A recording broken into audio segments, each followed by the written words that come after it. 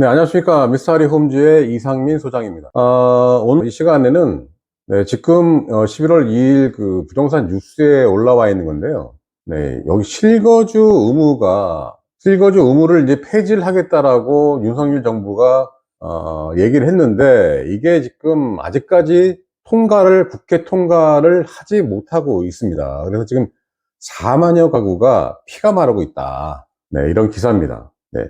서울 영등포구에 살고 있는 직장인 김모 씨는 2년 전에 청약으로 당첨된 강동구 이편한 세상 강일 어반브릿지에 내년 2월 입주해야 한다. 지난 1월 정부가 실거주 의무 폐지 방침을 발표했을 때 김 씨는 고3 딸의 전학 문제 때문에 지금 사는 전셋집에 더 살기로 하고 지난 4월 전세 계약을 갱신했어요. 하지만 이 실거주 의무 폐지 법안 주택법 개정안이 국회 통과가 계속 미뤄지면서 지금 상황이라면 전세 계약을 중도 해지하고 내년 2월 무조건 입주를 해야 한다. 그렇지 않으면 300대리 넘는 경륜을 뚫고 청약 당첨된 생애 첫 집을 분양가에 강제 처분해야 한다.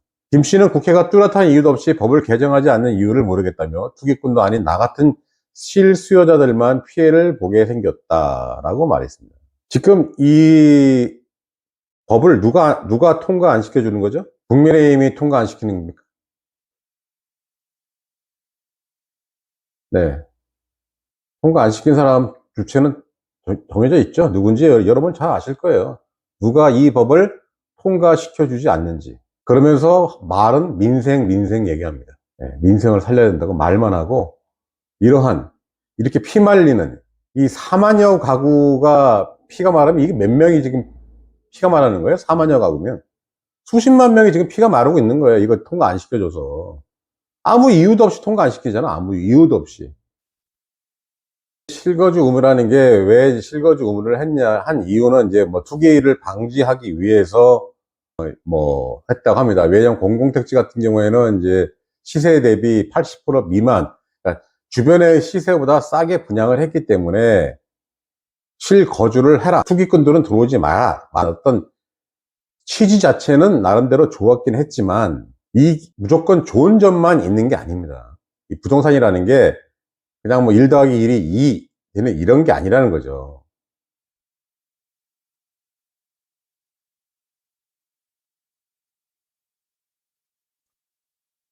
지금 참 우려되던 분양자 피해가 이제 현실화된다는 얘기입니다. 네. 600가구 규모의 이편한 세상 강일 어반 브릿지는 석 달 후면 입주를 시작해야 되는데 1300가구 규모의 강동 헤리티지 자이도 내년 6월에 또 입주고요. 당군일의 최대 규모 재건축 단지인 1만 2천 가구 규모의 올림픽 파크 포레온 입주도 1년 정도밖에 남지 않았다. 그럼 여러분들은 어떻게 해야 됩니까 이거? 응? 만약에 내년에 총선인데요. 내년에 총선인데 민주당이 계속 다수당을 점하고 있다면, 여러분들 실거주 의무는, 절대로 개정되지 않습니다. 절대로 개정되지 않습니다. 그럼 여러분들은 무조건, 네, 이 위에 기사 나온 이분처럼, 네, 전세계약 중도 해지하고 내년 2월에 무조건 입주를 하셔야 됩니다. 이거 청약할 때 실거주를 해야 된다는 걸 알았을 거 아닙니까? 근데 이제 윤석열 정부에서 이걸 하겠다라고 이제 의무 폐지 방침을 발표했다고 해서 여러분들이 거기에 이게 될 줄 알고 이런 행동을 취한다는 것 자체 이것도 잘못된 겁니다. 왜냐? 어차피 이게 주택법을 개정을 해야 돼. 법을 개정하려면 국회를 통과를 해야 됩니다. 시행령을 개정하는 거는 국무회의에서도 얼마든지 바꿀 수가 있지만 실거주 의무는 이게 법에만 나와 있는 법 개정 사항이기 때문에 민주당이 동의하지 않으면 안 됩니다.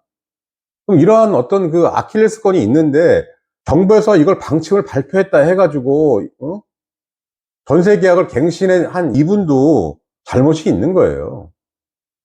정부가 발표했다는 걸 100% 신뢰를 하면 안 됩니다. 거기에 많이 당했잖아요. 여러분들 뭐 한두 번 당했습니까? 문재인 정부 때도 얼마나 많이 당했어요. 그런데도 여러분들은 이런 말을 믿고 이제는 이거 빨리 전세 계약을 중도를 해줘야 된다.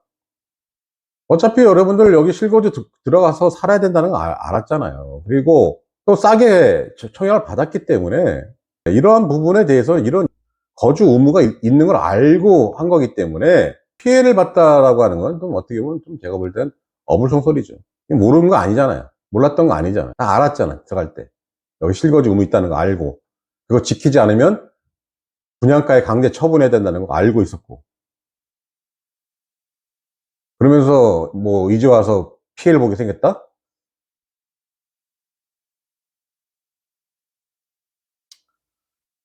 피해를 보지 않으려면, 네, 피해를 보지 않으려면 여러분들이 내년 총선 때 어디를 선택을 해야 될지는 여러분들이 잘 아실 겁니다. 네, 제가 뭐 어디를 하라고 할 수는 없습니다. 그걸 얘기를 할 수가 없기 때문에 여러분들이 잘 판단을 하시라는 겁니다. 그리고 너무 피해자 코스프레 하지 마세요. 피해자 코스프레. 실수요자만 피해 보게 생겼다? 다 알고 들어갔으면서 뭔 피해를 봐요. 거기는 무조건 5년 거주, 의무 거주를 해야 된다, 3년 의무 거주를 해야 된다, 라는 것이 다 청약 그 모집 공고에 다 나와 있는데, 그걸 몰랐다? 그거는 제가 볼 때는 아닌 것 같고요. 국회가 실거주 의무 폐지 법안을 통과시키지 못하는 것은 야당의 반대 때문이다. 지난 1월 정부가 폐지 방침을 밝혔을 때만 해도 더불어민주당은 공식적으로 반대 입장을 밝히지 않았다. 하지만 상반기에 전세 사기가 잇따르자 실거주 의무가 사라지면 갭투자가 성행하면서 전세 사기를 부추길 수 있다는 논리로 반대하고 있다. 실거주 의무 폐지 법안이 끝내 처리되지 못하면 내년 5월 국회 회기 종료와 함께 자동 폐기된다.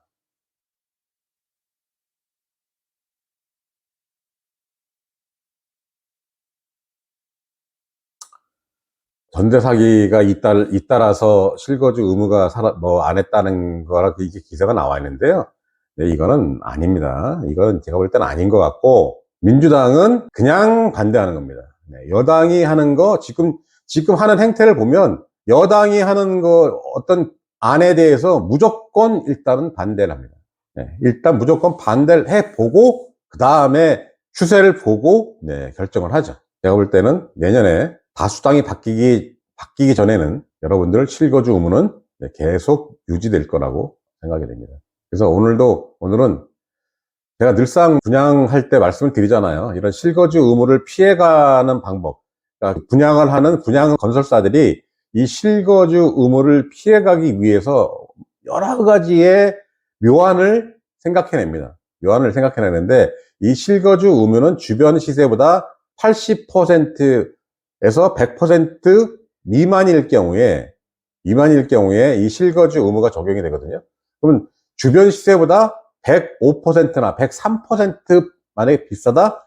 그러면 실거주 의무를 피해가요. 그렇게 되면 분양 그 건설사 입장에서는 이런 어떤 그 투자자들을 유치하기 위해서는 어떻게 해야 되느냐?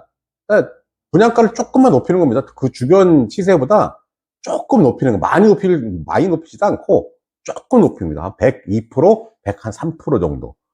그렇게 분양을 합니다. 요번에 저희 그 평택 브랜시티에 분양했던 대강 로제비앙이 실거주 의무가 피해갔습니다. 거기도 공공택지에서 분양하는 거기 때문에 실거주 의무와 전매 제한이 걸려 있거든요. 근데 전매 제한은 그대로 이제 뭐 했는데 3년인데 실거주 의무를 피해갔어요. 실거주 의무를 왜 피해갔냐? 그 주변 시세보다 조금 높거든. 한 102%, 103% 정도 높게 분양을 했습니다. 그래서 실거주 의무를 피해갔습니다. 이번에 또 그 옆 단지에 중흥 S클래스가 또 분양을 이제 11월 달에 또 시작을 합니다. 거기도 마찬가지 주변 시세랑 비교를 해야 되는데 주변 시세라면 뭐 어딜까요? 그 옆에 또 대강 로제비앙이 분양을 했기 때문에 거기보다는 조금 높겠죠. 조금 높여가지고 네, 실거주물을 피해간답니다. 네, 거기에 제가 분양을 담당하고 있는 직원들한테 알아보니까 분양가를 어떻게 할 것이냐 그랬더니 네, 그때 대강 로제비앙보다는 조금 높을 거다. 그렇게 해야만이 실거주 의무를 피해가니까요. 그러니까 실거주 의무 피해가는 게 되게 중요한 겁니다. 그게 왜냐하면 투자자들이 들어오느냐 못 들어오냐예요.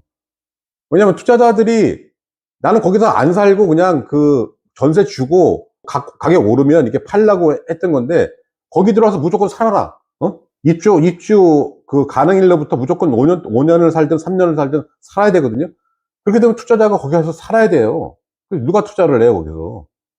아, 내 집은 뭐 대구에 있고 서울에 있는데 어떻게 평택에 와가지고 3년, 5년을 사냐고요. 그러니까 이 실거주 의무가 그런 제한적인 요건, 어떤 그 분양을 하는 데 있어서의 제한적인 요건이 강하기 때문에, 그래서 실거주 의무를 어떻게 하면 피해갈까 하거든요. 근데 이렇게 실거주 의무가 있어서 하는 데 같은 경우에는 이렇게 그 대신에 분양가를 싸게 분양하잖아요.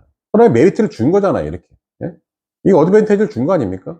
어드밴티지를 주는 거 다 알고 들어왔으면서 뭐 인제 와가지고, 예? 피해를 보겠다고 코스프레를 합니다. 나는 뭐 정부의 방침을, 뭐 발표를 믿었다. 뭐 믿은 사람이 잘못된 거죠, 믿은 사람이. 정부의 발표 100% 여러분 신뢰하지 마세요.